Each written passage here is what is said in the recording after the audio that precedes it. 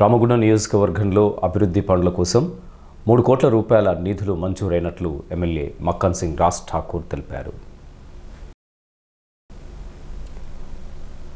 సోమవారం హైదరాబాద్లోని సచివాలయంలో రోడ్లు, భవనాలు మరియు సినిమాటోగ్రఫీ శాఖ మంత్రి కోమటిరెడ్డి వెంకటరెడ్డిని కలిసిన ఎమ్మెల్యే రాజ్ ఠాకూర్ రామగుండం నియోజకవర్గంలో పలు అభివృద్ధి కార్యక్రమాలకు బడ్జెట్ కేటాయించాలని కోరారు.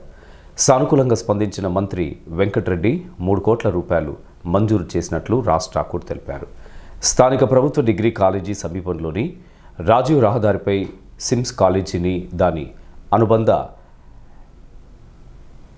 జీవీహెచ్ ఆసుపత్రిని కలుపుతూ ఫుట్ ఓవర్ బ్రిడ్జితో పాటు సిమ్స్ కాలేజీ ముందర అందమైన ముఖద్వారాన్ని నిర్మించుటకై ఈ 3 కోట్ల రూపాయలను కేటాయించనున్నట్లు చెప్పారు. కాగా మంత్రిని కలిసిన అనంతరం రోడ్లు, భవనాల శాఖ చీఫ్ ఇంజనీర్ రాజేశ్వర్ రెడ్డిని కూడా కలిసి అభివృద్ధి పనులపై చర్చించినట్లు ఎమ్మెల్యే తెలిపారు.